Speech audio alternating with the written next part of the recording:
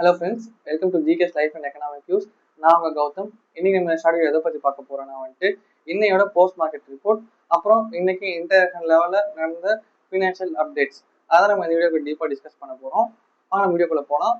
வீடியோக்குள்ளே டீப்பாக போகிறதுக்கு முன்னாடி யாரும் நம்ம சேனலில் புதுசாக பார்த்துருக்கீங்களோ மறக்காமல் சப்ஸ்கிரைப் பண்ணி பெல் ஐக்கான் ப்ரெஸ் பண்ணி விட்டுக்கோங்க. அப்படியே உங்கள் ஃப்ரெண்ட்ஸ் அண்ட் ஃபேமிலிக்கும் நம்ம வீடியோ ஷேர் பண்ணி விட்டுருங்க. நம்ம போஸ்ட் மார்க்கெட் ரிப்போர்ட்ல ஸ்டார்ட் பண்ணுவோம். இன்னைக்கு மார்க்கெட் கிட்டத்தட்ட 150 பாயிண்ட்ஸ் கிட்ட இறங்கி இருந்துச்சு.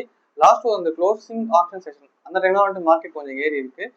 அப்போ ஏறியும் நேற்று க்ளோசிங்கோட இன்னைக்கு க்ளோசிங் கிட்டத்தட்ட ஒரு 25 பாயிண்ட்ஸ் பக்கம் க்ளோஸ் கம்மியாக தான் க்ளோஸ் ஆயிருக்கு. நிஃப்டி சென்செக்ஸும் கிட்டத்தட்ட ஒரு 181 பாயிண்ட்ஸ் கிட்ட கம்மியாக தான் க்ளோஸ் ஆயிருக்கு நேற்றையோட கம்பேர் பண்ணும்போது. இது எதனால இன்னைக்கு மேஜர் திங், இன்னைக்கு யூஎஸோட Fed rate consumer price index, அதாவது இன்ஃப்ளேஷன் டேட்டா பப்ளிஷ் பண்ணுறதா இருந்துச்சு.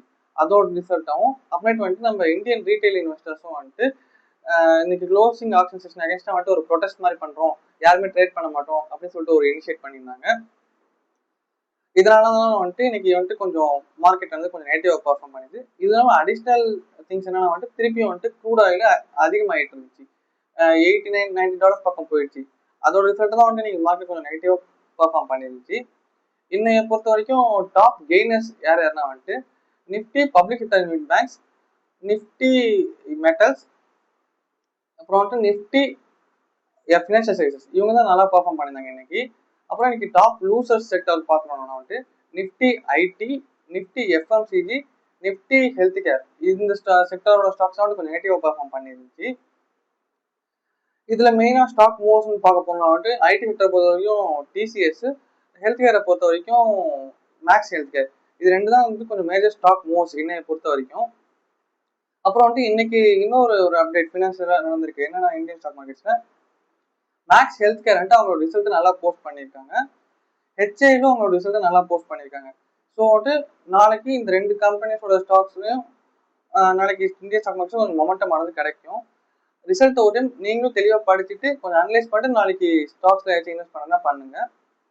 அட்வைஸ் கிடையாது, பட் ஸ்டாக்ஸ் நீங்க தான் அனலைஸ் பண்றீங்க. So be careful. இதை நான் இதுல போஸ்ட் மார்க்கெட் ரிப்போர்ட்டும் இந்தியன் ஸ்டாக் மார்க்கெட் பத்தி சொல்லணும்னு நினைச்சேன். யூஎஸ் ஃபெட் ரேட்டோட இன்ஃப்ளேஷன் டேட்டா பப்ளிஷ் பண்ணிருக்காங்க. அதை என்னன்னு சொல்றேன். இயர் ஆன் இயர் பேசிஸ்ல 3.5% கோர் கன்சூமர் பிரைஸ் இண்டெக்ஸ் ஆனது ஏறி இருக்கு, விச் இஸ் ஆஸ் எக்ஸ்பெக்டட். அப்புறம் மந்த்லி பேசிஸ்ல ஜூலை மந்த்ல 2.5% ஆனது கன்சூமர் பிரைஸ் இண்டெக்ஸ் ஆனது ஏறி இருக்கு.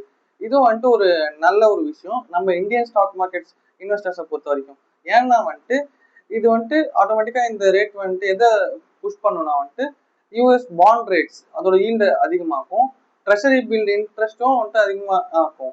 இதோட ரிசல்ட்டா எஃப்ஐஐஸ் கேபிட்டல் இன்வெஸ்ட்மெண்ட்டை அதிகமாக்குவாங்க. இதனால எஃப்ஐஐஸ் மார்க்கெட் மணில மார்க்கெட் எடுத்துட்டு இருந்தாங்கல்ல, இப்ப இந்த ரிசல்ட் இந்த டேட்டா அவங்க திருப்பியும் இன்வெஸ்ட் பண்றதுக்கு புஷ் பண்ணும். ஸோ மேபி நாளைக்கு மார்க்கெட் நல்லா ரியாக்ட் பண்ண வாய்ப்பு இருக்கு.